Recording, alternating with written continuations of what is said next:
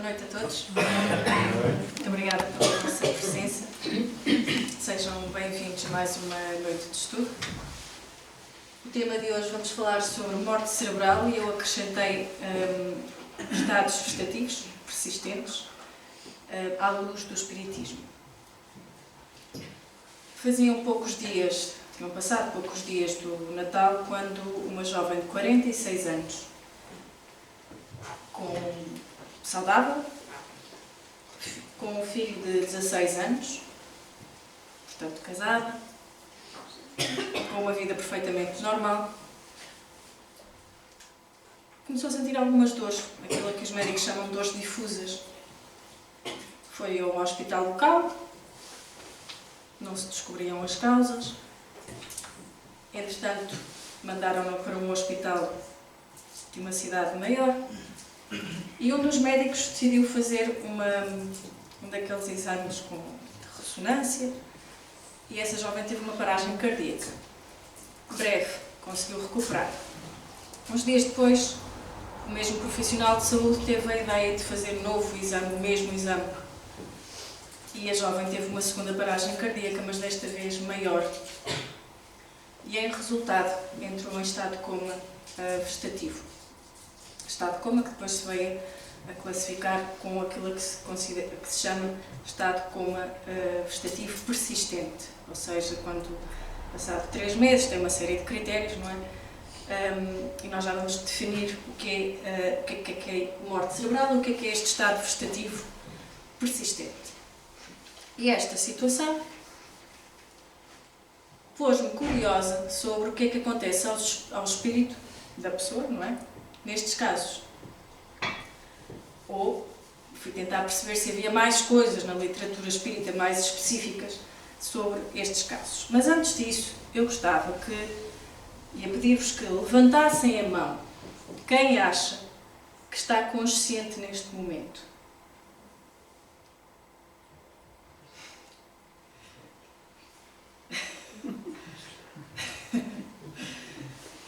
Quem acha que ninguém está consciente? Vamos já embora, não vale a pena dar palestra. Quer dizer, falo para os desencarnados. Queria ter certeza que estão conscientes. Ninguém está consciente? Ah, pronto. Obrigada, Luís. Poucos. Bom. Mas, de facto, ao contrário de vós, a maioria, quando tem esta questão, levanta logo a mão. E o que é que entendo por isso? Porque reporta um sentido de estar presente, eu estou aqui, eu estou-me a perceber o que se passa à minha volta, vejo quem entra, quem sai, eu consigo experimentar, perceber se está luz lá fora ou se não está, eu consigo sentir odores, consigo saborear, se for o caso. E estas sensações no seu todo é aquilo que intuitivamente nós vamos chamar de consciência. Agora, algo muito mais difícil de dizer para cada um de vós, é dizerem assim: Filipa, eu tenho a certeza que tu estás consciente. E porquê que é difícil para vós dizerem isso? Nem quero pensar no que estarão a pensar agora, mas...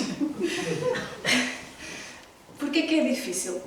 Porque vocês não têm a mínima ideia de como é que eu me sinto neste momento. Não têm a mínima ideia do que é que eu estou a pensar, não têm a mínima ideia se eu estou a sentir calor, ou se estou a sentir frio, ou se estou bem. Como é que eu tenho o meu sentido de presença aqui na sala. Mas ainda assim a maioria vai pelo menos assumir que eu estou consciente. Espero. E de facto, quando falamos em consciência, isto parece uma questão filosófica, assim muito, muito distante de nós, que são alguns desocupados, chamados comumente por filósofos lá nas suas torres de marfins e nas suas bibliotecas, é que vão discutir o que é isto de consciência com uma série de teorias. Até que nos aparece uma situação como a da jovem de 46 anos de que eu vos falei há pouco. Quando alguém nosso conhecido ou familiar, sem que nada o anunciasse, fica preso a uma cama de um hospital. Ou quando alguém que conhecemos sobrevive a um acidente grave, a um traumatismo, por exemplo, um traumatismo craniano, sobrevive a uma lesão cerebral, mas não volta a viver de forma normal no mundo, ou seja, como nós. Não consegue processar os estímulos externos, nós falamos, a pessoa não responde, como se estivessem sempre a adormecer e a acordar, sem mostrar qualquer sinal de que percebem o que está à sua volta. Porque nós estamos muito habituados a pensar na consciência como algo que é ou não é, que está ou não está. E quando nos aparece um caso destes de uma pessoa ou em coma, ou em estado vegetativo persistente, ou em caso de morte cerebral mesmo assim é um caso mais simples, nós ficamos como que às escuras. Como é que está aquela pessoa? Será que ela está a ouvir? Será que vale a pena falar para ela quando a visitamos no hospital ou não? Apesar de todas as histórias mirabolantes que nós vamos ouvindo, o que é que ela percebe realmente? Porque ela não fala, ela não se mexe, ela abre os olhos, ela tem o ciclo de sono e de vigília, mas o que é que aquela pessoa percebe realmente e o que é que se está a passar dentro daquela caixinha, não é? Que nós vemos o cérebro. Nós sabemos, os familiares muitas vezes visitam essas pessoas diariamente e comumente relatam que ficam um pouco em desespero precisamente por este apagão, por não saberem o que é que se passa daquele lado. E pior ainda é que os médicos não dão qualquer resposta elucidativa acerca disso. Então, posto isto, alguns cientistas tiveram a ideia de olhar para dentro do cérebro de uma dessas pessoas, como a da jovem que eu vos comecei por falar no início. E perceber, se imaginarem, por exemplo, que o nosso cérebro é uma pilha, o que é que depois de acontecer um episódio desses, o que é que resta dessa pilha? Que bateria é que ficou no cérebro? E foi assim que aqui tem os 3 cérebros, ou seja, um cérebro saudável parece mais ou menos com aquilo, um caso de morte cerebral é o apagão total e o caso da jovem que eu vos falei no início, estado vegetativo persistente. E os cientistas, ao olharem para estas imagens, eles chegaram a 3 conceitos fundamentais sobre o que possa ser a consciência, sobretudo nestes estados, que são os mais comuns, os estados vegetativos. Porquê? Porque o cérebro consegue manter o corpo vivo, consegue manter as funções vegetativas a funcionar, só que o que é que acontece, e que dá para ver aqui nesta imagem, é que a parte do cérebro que é responsável pelos nossos pensamentos,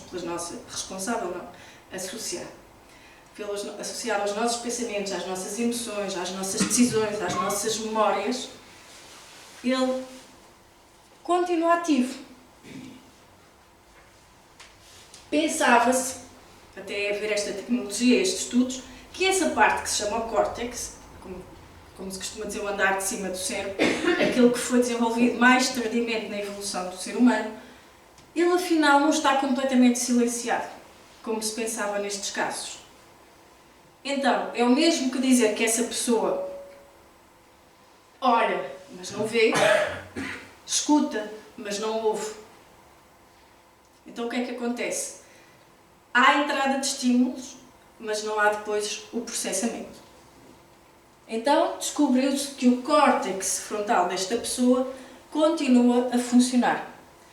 E se nós tocarmos, por exemplo, uma música, se projetarmos uma luz, mostrarmos uma imagem, o córtex desta pessoa, em estado vegetativo, vai produzir atividade e vai responder de uma forma que ainda é desconhecida para a ciência. Ainda é um mistério para a ciência. Sabe-se que o córtex responde, não sabe porquê. Como é que isso acontece à luz da ciência atual. Agora, o que acontece é que, mesmo que o córtex se ative quando toca uma música ou quando se projeta uma imagem, ele não se vai traduzir numa experiência para a pessoa, ou seja, a pessoa não vai ter a experiência de ouvir aquela música bonita que estava aqui no início, que eu gosto muito, por exemplo. Então, pensou-se, o que é que os cientistas pensaram? Se podemos ver o cérebro da pessoa a funcionar, será que nós podemos afirmar que ela está consciente ou não? E vocês pensam, ok, Filipe, mas isto continua a ser discussão filosófica. Não é. Porque os médicos, a determinada altura, vão ter que decidir se desligam as máquinas ou não.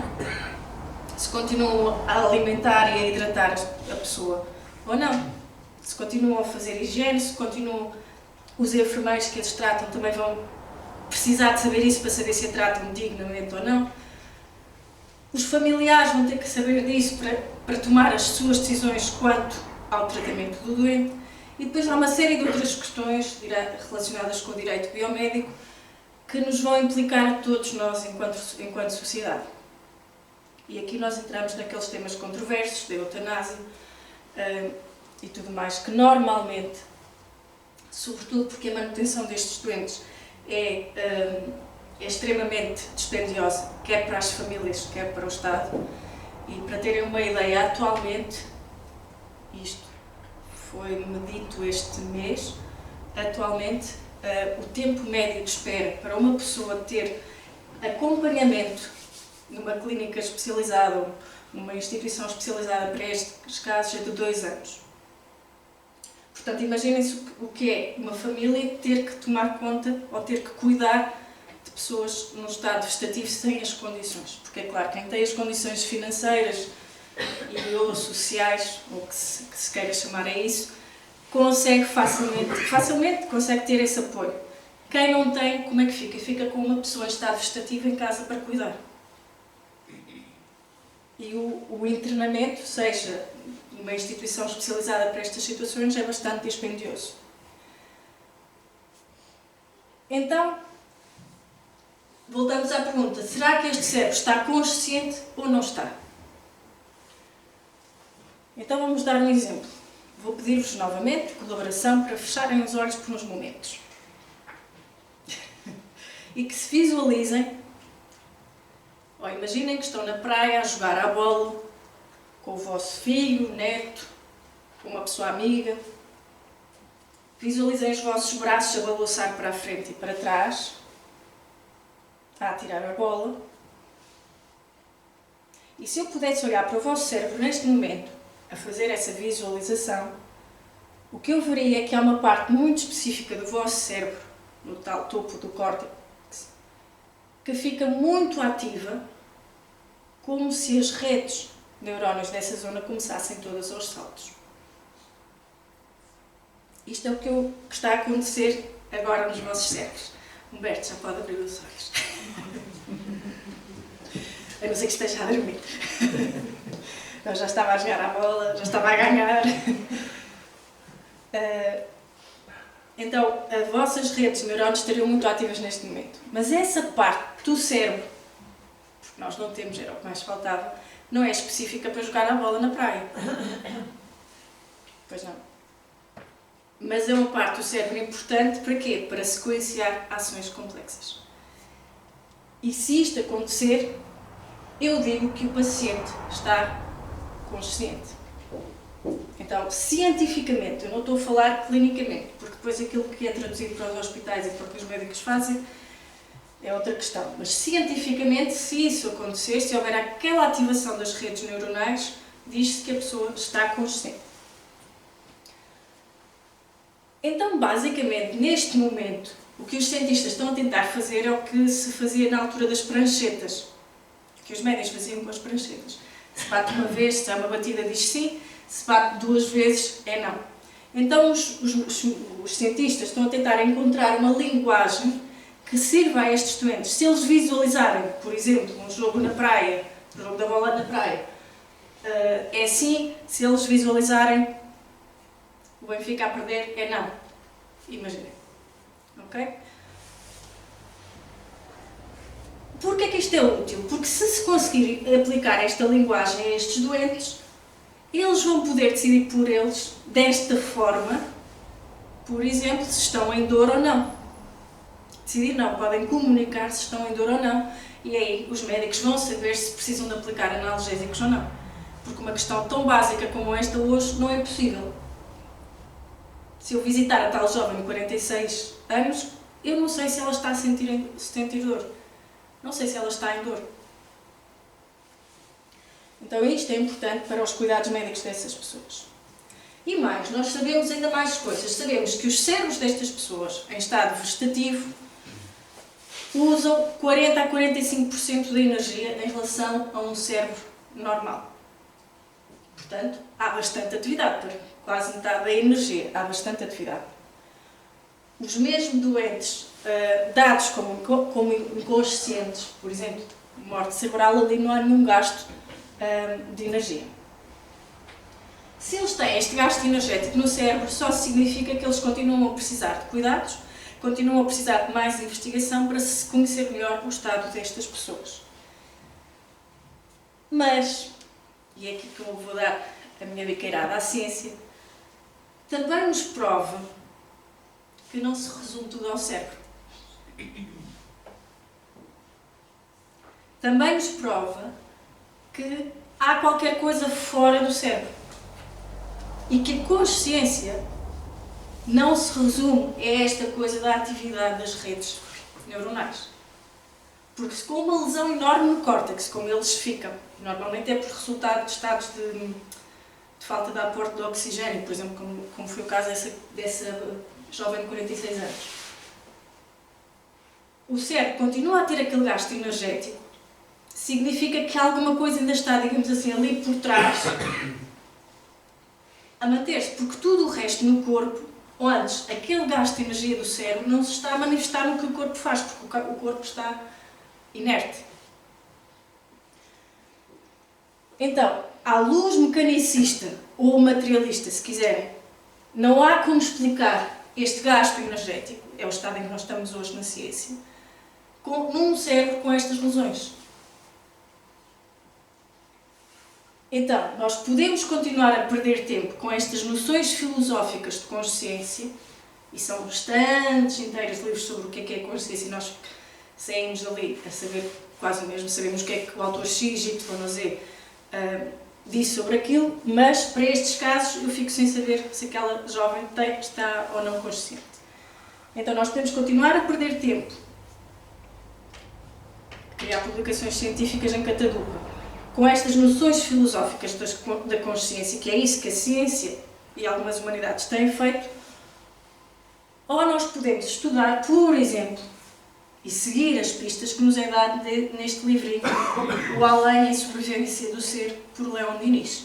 E tem aqui listados e apontados, e com uma biografia muito bem explícita, de vários cientistas, uns mais conhecidos, outros menos, de estudiosos, de cientistas que estudaram e provaram de facto a existência e a única possibilidade que existe, por exemplo, para estes casos, de ser a existência de algo para além do cérebro. E portanto nós podíamos, e espero que um dia isso aconteça, avançar nos cuidados a doentes nestas situações se acrescentarmos o conhecimento que já está, por exemplo, aqui muito bem resumido neste livro. Como noutros livros, no Invisível ou Depois da Morte, também está. Porque conseguíamos explicar não só aquilo que a ciência, que agora está a intrigar a ciência, mas podíamos avançar também ao nível dos direitos destes doentes, da autonomia que lhes é ou não lhes é dada, que neste momento não é dada nenhuma. Então nós temos de deixar de pensar na consciência como uma interação de bilhões de neurónios e como a soma de várias partes, que é o que muita da filosofia hoje em dia diz, é uma propriedade emergente, que é um termo que a mim me faz muitas cócegas, não é? O que a filosofia define a consciência, ou uma parte da filosofia, como uma propriedade emergente. Mas emerge do quê? Se não emerge do cérebro, porquê é que ela é emergente? Não é emergente porque o espírito já lá está antes da matéria. Então, se nós pensarmos desta forma na consciência, se pensarmos na consciência mais no como e não tanto no o quê e onde, que é onde temos de estar preocupados, nós vamos chegar à conclusão que a consciência, de facto, não precisa de material biológico para existir. Porque ela já lá está antes do material biológico, já lá está antes do corpo. Ok, então, para resumir e deixar as definições arrumadinhas daquilo que eu estive a dizer e do que está nestas imagens, o que é a morte cerebral? É a situação que corresponde à destruição irreversível dos centros nervosos do tronco cerebral Ou seja, aqui a pessoa fica completamente incapaz de comunicar com o mundo e não se coloca no âmbito das situações de eutanásia. Porquê? Porque são doentes em que as funções do corpo só se vão manter se houver um suporte artificial. Okay? Isto são os casos de morte cerebral. Como eu disse, são aqueles mais simples. Depois, agora, as tais técnicas, como as que foram feitas, é essa jovem que vos falei, de ressuscitação cardiorrespiratória, elas têm-se desenvolvido e são cada vez mais eficazes. Só que isso depois vai trazer uma desvantagem, que é, vão impedir, por um lado, impedem a morte de doentes que antes não teriam sobrevivido, mas por outra, há cada vez mais casos de coma vegetativo persistente. As causas mais frequentes para o coma vegetativo persistente vão ser as lesões cerebrais, por consequência da paragem cardiorrespiratória, traumatismos cranianos graves e insuficiência respiratória aguda e algumas intoxicações. Claro que a maior parte dos doentes morre de imediato, mas outros, uma percentagem cada vez maior, vai sobreviver e vão ficar ou em morte cerebral, ou em coma, ou em estado vegetativo persistente. Esse coma vegetativo persistente caracteriza-se, como eu expliquei há pouco, pela ausência de respostas coerentes a estímulos externos. Não há evidência de qualquer atividade cognitiva, ou seja, o tal processamento. Foi aquilo que eu disse quando disse que o paciente escuta, mas não ouve, olha, mas não vê. Portanto, recebe os estímulos, mas não os vai processar nem interpretar. E este estado pode manter-se por meses ou por vários anos. Tem elevados custos de manutenção, tem alguns reflexos de nervos cranianos, a pessoa continua a abrir os olhos e a fechar, os olhos também rodam assim os olhos, e há uma completa ausência de consciência de si. O que é que o médico faz nestas alturas? Tratamentos paliativos, pode intervir de um modo mais ou menos agressivo para manter o doente vivo, mesmo que ele sofra, pode intervir para abreviar a vida do doente e poupar esse sofrimento, e pode intervir auxiliando o doente a cometer suicídio. Isto é o que normalmente acontece. Uma destas hipóteses é aquela que vai ser escolhida pelos médicos. Ok, esta foi a parte médica e científica, digamos assim. E aquilo que me suscitou a curiosidade, então vamos ver o que é que se passa com os espíritos encarnados destes indivíduos, como por exemplo dessa jovem de 46 anos, que eu vos falei, cujos corpos ficam meses e até mesmo anos em estado vegetativo. O seu estado será de acordo com a sua situação mental. Há casos em que o espírito permanece como aprisionado ao corpo, dele não se afastando, até que permita receber auxílio dos benfeitores espirituais. São pessoas, em geral, muito apegadas à vida material e que não se conformam com a situação. Estamos sempre a falar de situações gerais. Não significa que todas as pessoas que entram em coma vegetativo são assim, ok?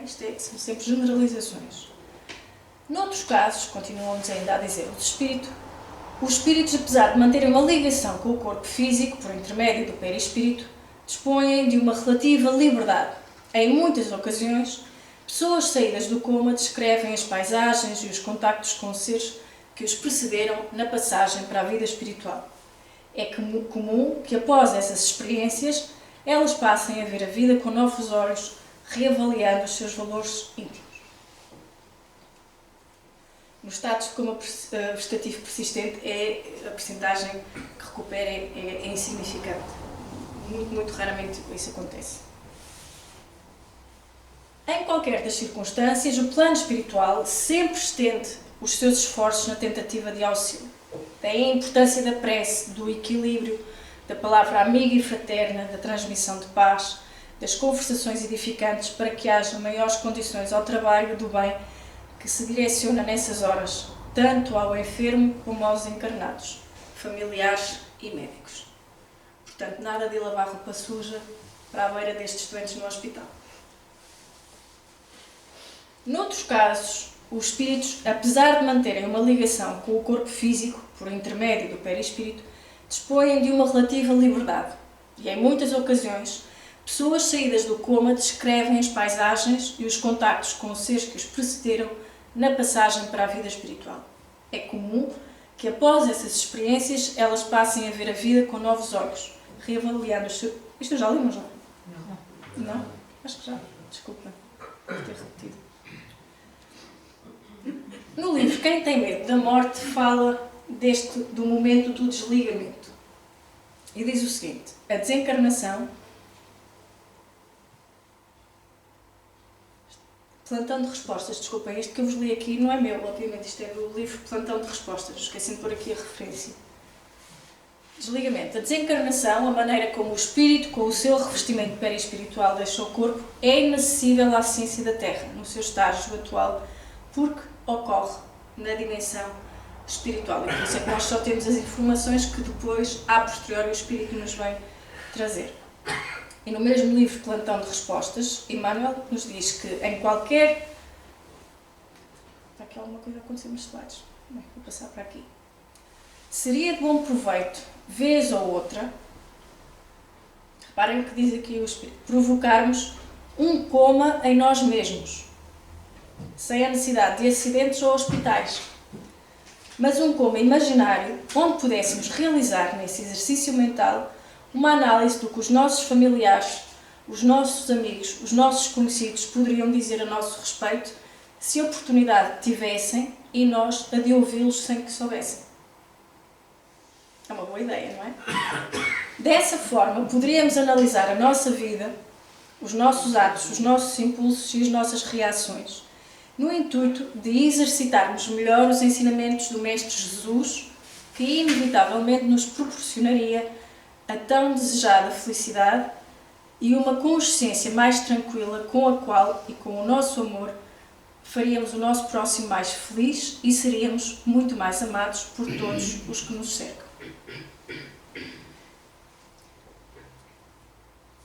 Isto vem a propósito do livro 20 Dias em Coma, é um romance espírita, em que o personagem principal é uma coisa muito rara, normalmente é raro nós encontrarmos pessoas assim. Era uma pessoa muito vaidosa, muito arrogante, muito orgulhosa, era um empresário bem-sucedido e é levado ao estado de coma. E nesse estado ele vai ouvir tudo o que funcionários dele, familiares, achavam dele. E isso vai provocar, ele ao deparar-se com o que os outros dizem dele, vai provocar uma renovação dos seus próprios sentimentos. E quando retorna do coma, este é um daqueles casos em que se retornou, ele dá um outro rumo à sua vida. E por isso é que depois o autor acrescenta esta ideia para nós fazermos essa avaliação da nossa vida. No livro dos Espíritos, na questão 407, Kardec pergunta se é necessário o sono completo para a emancipação do espírito. E os espíritos respondem-nos: não. Basta que os sentidos entrem em torpor para que o espírito recobre a sua liberdade. Ora, sentidos em torpor é aquilo que acontece em estados vegetativos persistentes. Para se emancipar, ele aproveita-se de todos os instantes de trégua que o corpo lhe concede e, desde que haja prostração das forças vitais, o espírito desprende-se, tornando-se tanto mais livre quanto mais fraco for o corpo. Assim, é possível entender como algumas pessoas que sofreram desordens da consciência, aqueles estados que nós vimos, uma vez despertas, recordam-se das pessoas que a visitaram e de coisas que lhe foram ditas.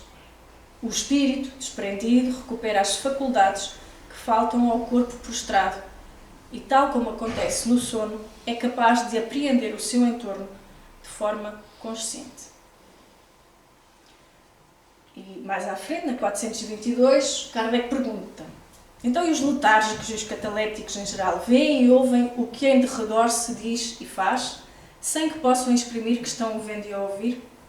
É pelos olhos e pelos ouvidos que têm essas percepções? Não, é pelo espírito. Então aqueles casos das pessoas que estavam em coma e que depois, quando recuperam, se lembram do que se passou, obviamente eles não ouviram com os ouvidos do corpo e não processaram com o cérebro, como eu expliquei há pouco, isso seria impossível. Quem é que houve? É o espírito. Por isso é que, e se ele depois consegue reproduzir quando recupera, por isso é que ele tem aquele gasto energético dos 40-45% do cérebro. E era isto que eu gostava que os cientistas seguissem. Mas pronto. O espírito tem consciência de si, mas não pode comunicar-se. Nestes casos, uma das questões que se coloca muito aos familiares, e muitas vezes por sugestão dos próprios médicos e investigadores, sobretudo se os médicos estão ligados a faculdades e a institutos de investigação, é o da doação de órgãos. E só por isso é que eu trago esse tópico para aqui hoje, porque não está dentro do tema. No mesmo livro Plantando Respostas, faz-se a pergunta: o que a doutrina espírita pode falar a respeito da doação de órgãos, sabendo-se que o desligamento total do espírito pode às vezes ocorrer até 24 horas e que para a medicina o tempo é muito importante para a eficácia dos transplantes. O espiritismo é contra ou a favor dos transplantes?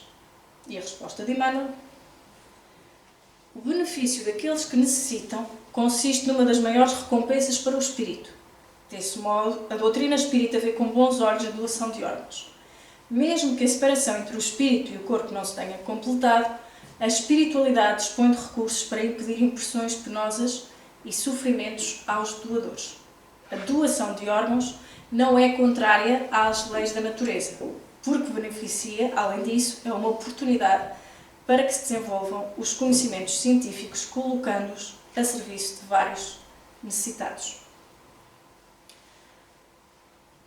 Então, nós não precisamos de esperar chegar ao plano espiritual para podermos amar, compreender, perdoar, ser feliz, se podemos fazer isso tudo encarnados. Não é?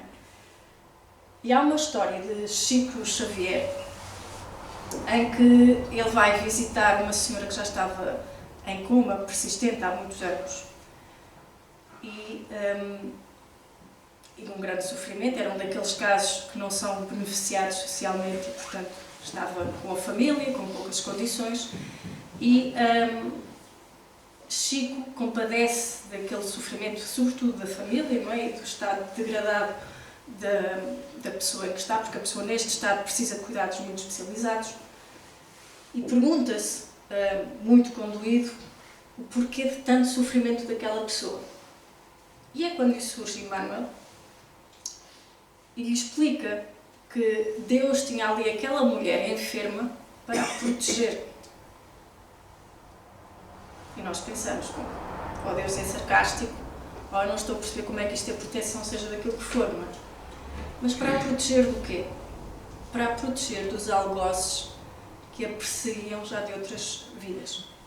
Portanto, não era por castigo que aquela pessoa estava ali, e nós temos muito essa tendência a pensar: ai, tem um cancro, é castigo, ai, tem isto, é castigo. Não vamos por aí. Se Deus não castiga, não vamos nós fazê-lo, e muito menos a biologia. Aquela mulher estava assim para ser protegida dos algozes, dos obsessores que a perseguiam do outro lado da vida. E, portanto, aquilo que ela estava a passar era muito inferior em termos de sofrimento àquilo que ela passaria caso estivesse saudável. É impressionante, não é?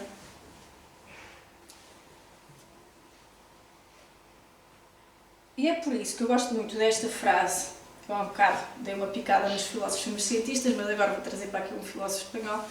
Gosto muito desta frase, porque ele diz que, no livro Corpo e Alma, que a morte é um facto. A morte do corpo físico é um facto biológico, ponto final. Mas pode ser um ato, de acordo com a forma como nós a encaramos, mas também dá lugar a um acontecimento pessoal, social.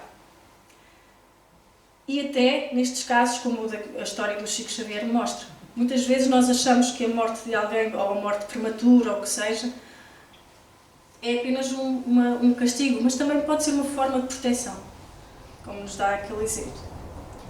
E eu queria só trazer-vos aqui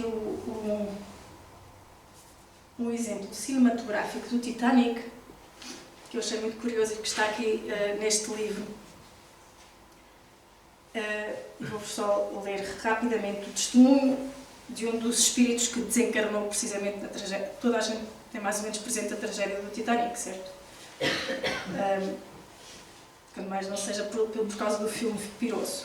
Mas, então o Senhor disse assim: caros amigos, uma sombra feliz vem até vós, desconhecendo que a pessoa não lhe ignorais, entretanto, o seu nome nem a morte trágica no naufrágio do Titanic. Sou Steg. Amigos comuns, entre os quais a duquesa, trouxeram-me aqui para que me manifeste por intermédio da Madame Hervie, a sua amiga. Talvez vos cause admiração que os meus espíritos familiares não me tenham avisado da fatalidade que pesava sobre o Titanic. Então, estamos a falar de alguém que já tinha conhecimento da realidade espiritual e se perguntava, como nós muitas vezes nos podemos perguntar, então porquê é que não me avisaram que isto ia acontecer no Titanic e não me impediram de embarcar? Porquê é que os espíritos não me avisaram que isto ia acontecer e me deixaram morrer desta forma trágica? É um pouco como a minha mãe, que me faz a vida negra por eu tentar ser espírita, não é? Por me envolver com isto, mas sempre que morre alguém me diz assim: lá no centro não podes saber se isto e aquilo e outro. E eu assim, respira, bebe a aguinha, Filipe, e lembra-te do Sr. José António, que diz: o telefone toca de lá para cá, não de cá para lá. E eu repito, em vez de lhe dizer aquilo que me decidi dizer, eu repito a frase do Sr. José António: o telefone toca de lá para cá, não de cá para lá. Pronto, eu tinha de dizer isto. Já estou mais aliviada. Então diz o Senhor: é que nada pode prevalecer contra o destino quando, irremediável, e eu devia morrer sem que nenhuma potência humana ou espiritual fosse possível retardar a minha derradeira hora. A agonia do Titanic teve alguma coisa de horrível, reparem bem no que ele vai dizer aqui, mas também de sublime. Houve desesperos loucos e manifestações covardes e brutais do egoísmo humano. Mas, quantos, por outro lado, medindo toda a extensão da coragem, se sentiram maiores diante da morte, mais novos e mais santos, mais perto de Deus? Saber que se vai morrer na plenitude da vida, na exuberância da força, pela ação dessas potências da natureza, indomadas sob a aparência da submissão, morrer ao cintilar das estrelas impassíveis, morrer na calma fúnebre do mar gelado, em meio de uma solidão infinita, que angústia para a pobre criatura humana! E que apelo desvairado ela dirige a esse Deus, cujo poder repentinamente descobre. Oh, as preces daquela noite, as preces, os desprendimentos, as consciências a se iluminarem por súbitos relâmpagos e a fé a se elevar nos corações por entre as harmonias do belo cântico, mais perto de ti, meu Deus. Agonia de centenas de seres, sim, mas agonia que para muitos era a aurora de um novo dia. Há para os que viveram, pensaram, sofreram, como também para os que muito gozaram das falazes alegrias que a fortuna dispensa às suas vítimas, um alívio interior e como que um arrobo de esperança ao reconhecerem que dentro de alguns instantes tudo estará acabado. Depois, já no final, ele acrescenta: os que morreram sofreram pouco, menos do que os que sobreviveram. Os escolhidos, reparem, os escolhidos já estavam a meio no mundo espiritual, onde em tudo reveria uma vida etérea. A maior amargura não era a deles, mas a dos que, presos à matéria, enchiam os barcos de socorro.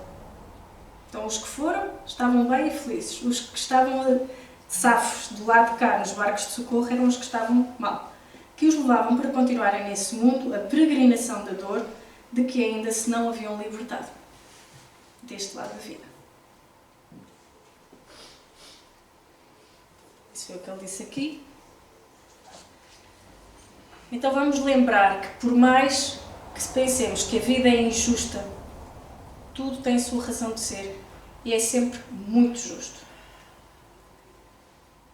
Claro que eu tinha que dizer que ler o Evangelho ajuda-nos, sobretudo, a suportar nestes momentos, mas ler o Evangelho não vai fazer milagres, até porque estes não existem no seu sentido espetacular. Mas vai fazer com que nós reflitamos nas razões dos nossos dilemas e dos nossos sofrimentos. E está na hora de nós realmente sermos espíritas fora do centro. É nestes momentos, quando nos acontece isto a um familiar, quando nos morre um ente querido, que nós temos que fazer valer aquilo que andamos aqui a fazer às sextas-feiras à noite. Porque o Espiritismo é o Consolador prometido. E é o Consolador nestas situações, em todas, mas nestas em particular. Eu lembro-me de uma frase do filme, acho que é As Mães de Chico, que se dizia qualquer coisa como a única coisa que se pode dizer e que alivia a dor de um pai que perde um filho é dizer que o filho que não morreu continua a viver. Não há outra coisa que possa consolar um pai numa situação dessas.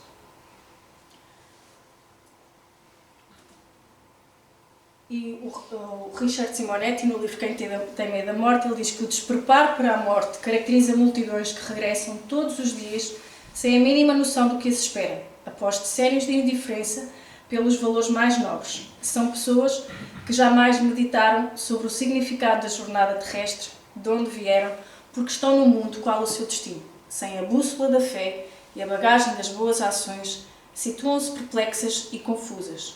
No Espiritismo, um abençoado curso de iniciação às realidades além-túmulo dependerá do que fez e não do que sabe. Isto aqui é uma desvantagem de nós estarmos deste lado do planeta, no Ocidente, porque no Oriente esta preparação para a morte é uma coisa muito natural. Portanto, a partir de determinada idade, a pessoa começa realmente a preparar-se ativamente para desencarnar. Um exemplo também do irmão Jacob, do livro Voltei, que era conhecedor de Espiritismo, e ele diz-nos: quantas vezes julguei que morrer constituísse uma mera libertação, que a alma, ao se desvencilhar dos laços carnais, vojaria em plena atmosfera usando as faculdades volitivas. Entretanto, se é fácil alijar o veículo físico, é muito difícil abandonar a velha morada do mundo. É aquela frase célebre também que nós ouvimos muito: morrer é fácil, desencarnar é que é difícil. Posso hoje dizer que os elos morais são muito mais fortes que os liames da carne. E se o homem não se preparou convenientemente para a renúncia aos hábitos antigos e comodidades dos sentidos corporais, demorar-se-á preso ao mesmo campo de luta em que a veste de carne se decompõe e desaparece. E se esse homem complicou o destino, assumindo graves compromissos à frente dos semelhantes, através de ações criminosas, debater-se-á, chorará e reclamará, em balde, porque as leis que mantêm coesos os astros do céu e as células da terra lhe determinam o encarceramento nas próprias criações inferiores. E o último tópico que eu vou trazer aqui, muito breve, sobre o luto. Não se poderia falar da morte sem... porque a morte é realmente um problema para os que ficam, na verdade. Queria-vos trazer um exemplo de Michael Lewis, um cidadão americano anónimo, que experimentou uma das piores coisas que pode acontecer a um pai, que é precisamente quando a sua filha pequenina foi morta num acidente de viação. E a primeira coisa que lhe perguntaram, o que ele disse, a primeira coisa que ele disse, quando lhe perguntaram como é que era fazer o luto de uma filha tão pequenina, não é? Ele disse que é fatigante. A primeira coisa que ele disse é fatigante. E porquê? Porque todas as noites eu vou para a cama e penso na minha filha, antes de adormecer. Quando acordo eu penso na minha filha.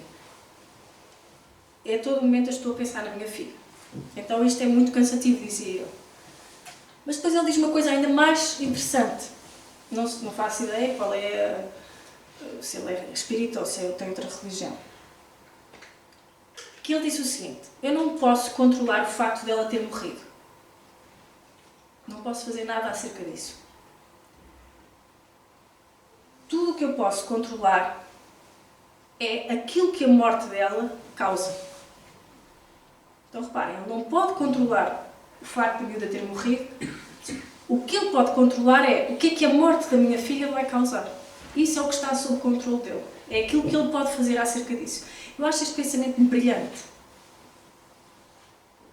Um velho sábio indiano, Swami Dayananda, ele dizia que é preciso nós termos a sabedoria para discernir entre aquilo que nós podemos mudar e fazer o que é preciso para mudar, e aquilo que nós não podemos controlar e não podemos mudar, e é largar.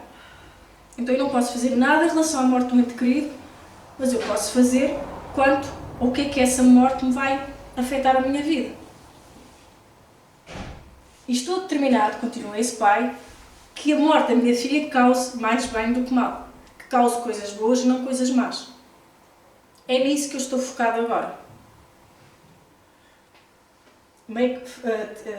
Desculpa, tenho aqui o texto em inglês. Ter a certeza de que não causa mais dor. E tentar que cause outra coisa que não seja dor.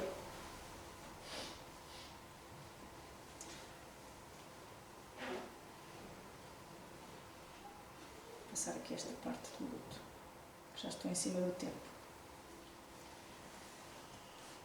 Deixo-vos com esta frase de Leon Denis: o conhecimento do futuro espiritual, o estudo das leis que presidem à desencarnação são de grande importância como preparativos à morte. Podem suavizar os nossos últimos momentos e proporcionar-nos fácil desprendimento, permitindo mais depressa nos reconhecermos no mundo novo que se nos desvenda. E uma coisa que é importante nós lembrarmos, e que estes casos de estados vegetativos, de comas, etc., mostram, é que para Deus não há absolutamente nenhuma diferença entre o facto de nós estarmos neste plano ou no plano espiritual. Somos todos filhos de Deus, aqui ou lá. E somos amados e convocados a cumprir a sua vontade. À proporção, diz-nos Kardec no Céu e Inferno, que o homem compreende melhor a vida futura, o temor da morte diminui. E o sofrimento por causa da morte também tem que diminuir. A dor está lá sempre, mas o sofrimento pode diminuir.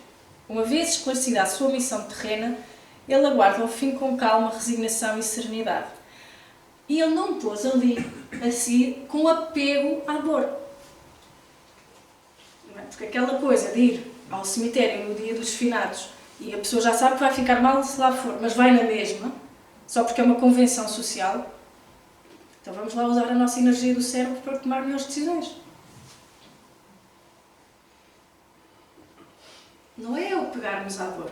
É com calma, resignação e serenidade. Se conhecemos, se estudamos, então vamos aplicar esse conhecimento para nos aliviar a nós mesmos e para fazermos melhor o luto dessa pessoa. E ajudando a pessoa também que desencarnou ou a pessoa cujo corpo está preso a uma cama, mas o espírito continua livre e bem ativo. Era este o trabalho desta noite. Há alguma questão? Diga. Já ouvi falar, a nível científico, de uma coisa que chama-se consciência não local. Sim, claro. Mas isso é da parte da física. Portanto, é que isso já está a começar a entrar no meio científico, é um conceito. Sim. E a segunda era assim um retorno mais particular que quando disse há bocado, que não sabem, não fazem a menor ideia como é que eu estou. Lembra-se no início da sua palavra? Sim. Isso é um conceito psiquiátrico, acho eu, não é? Mas numa plateia espírita não é bem assim. No sentido em que está a falar aos encarnados e desencarnados e às propriedades anímicas. Talvez a maioria não saiba, mas uma plateia espírita sim, tem toda a razão. O único local onde se calhar não é bem assim. Ok. Mas se por acaso viu alguma coisa má atrás de mim, por favor não me diga, não quero saber. Não. Eu só estava a falar só apenas do ponto de vista consolador. Está a perceber? Sim, não está sozinha. Sim, claro que sim, tem toda a razão. É verdade. Eu estava focada na parte da ciência, mas não me referi a isso, mas com certeza. Obrigada. Mais alguma questão? Ou comentário?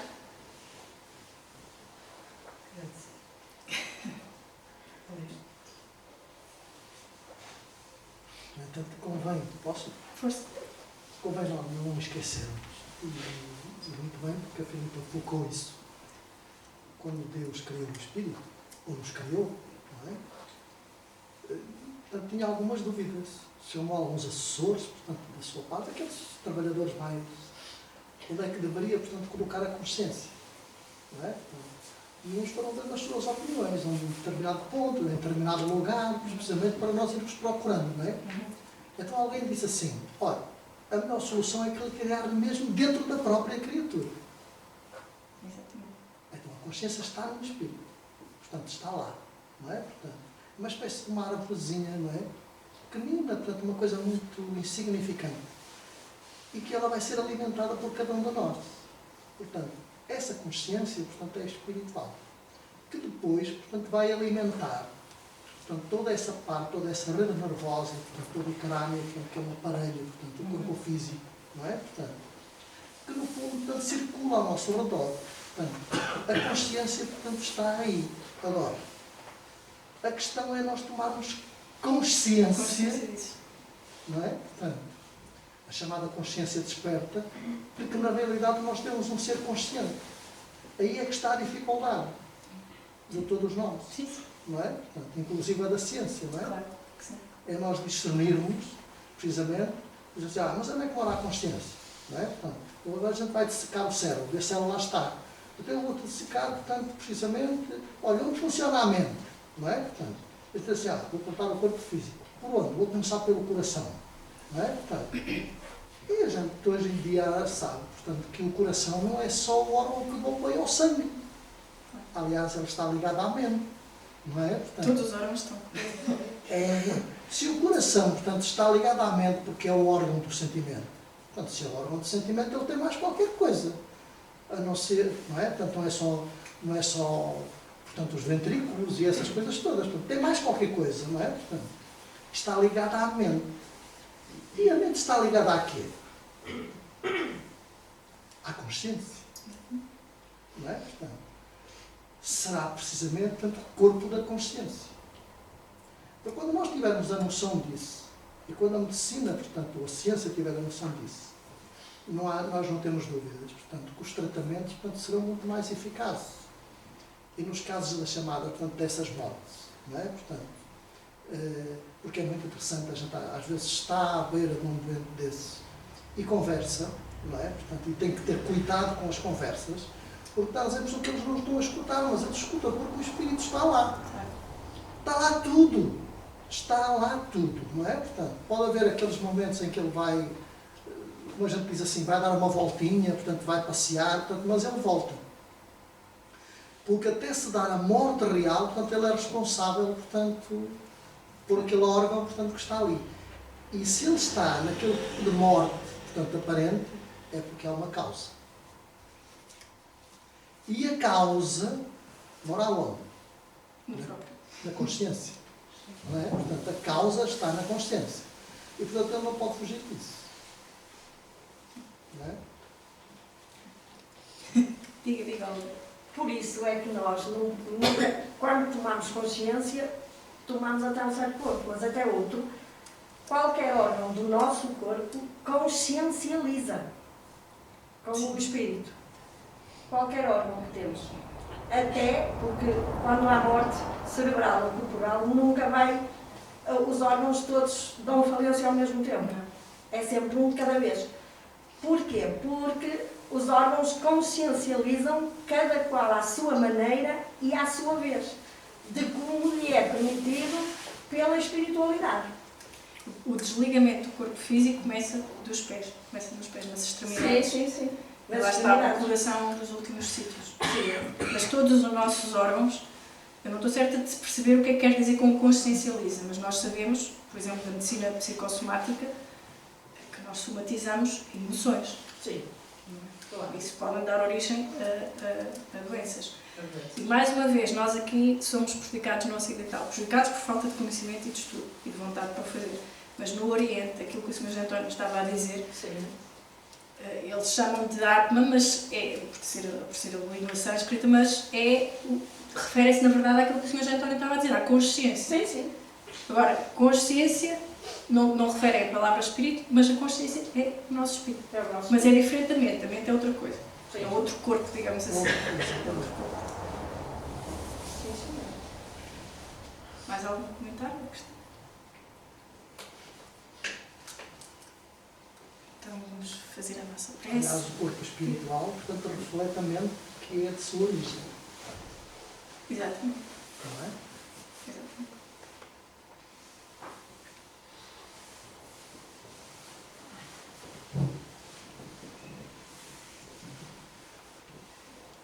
Vamos fazer então uma respiração mais profunda.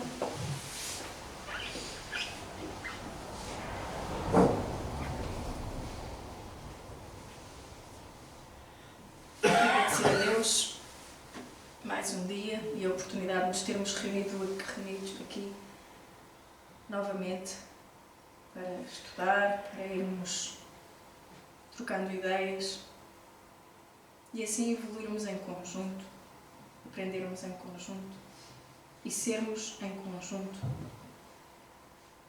unidos em nome desse conhecimento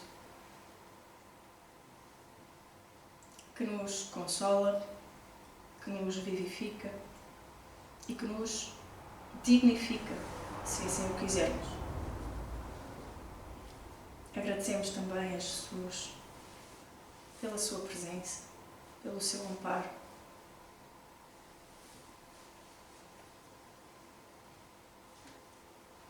E por amparar todos aqueles que se encontram nestas situações, cujas causas só os próprios e Jesus sabem.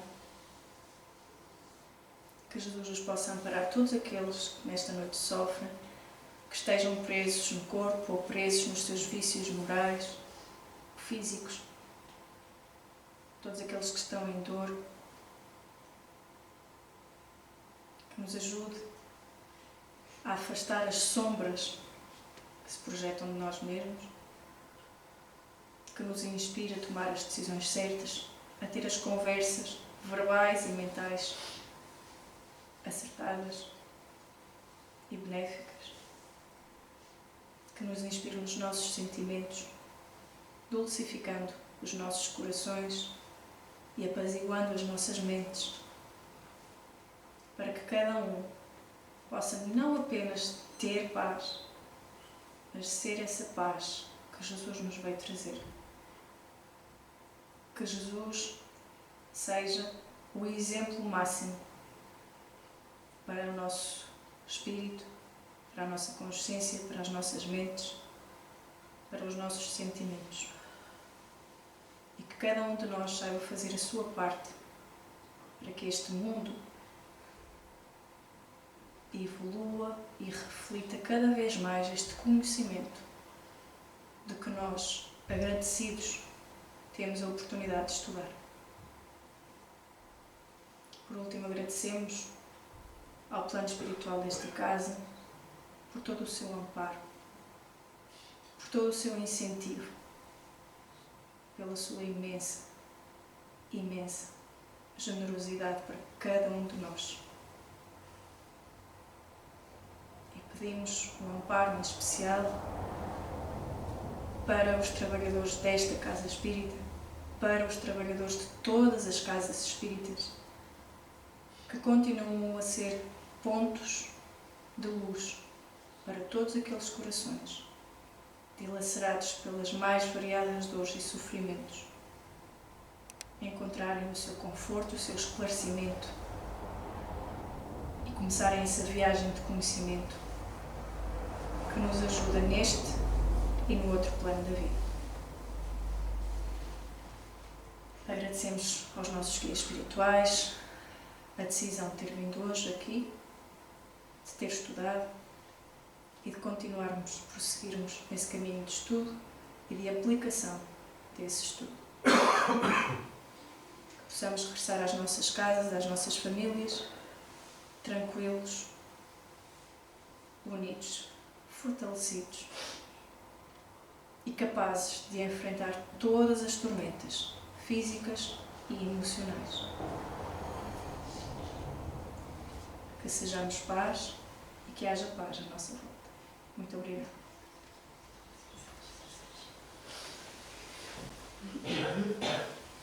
Queremos lançar o convite para e dar, para quem ainda não o sabe, o Congresso Espírita Internacional que vai acontecer em março deste ano, em Lisboa, no auditório da Faculdade de Medicina Dentária.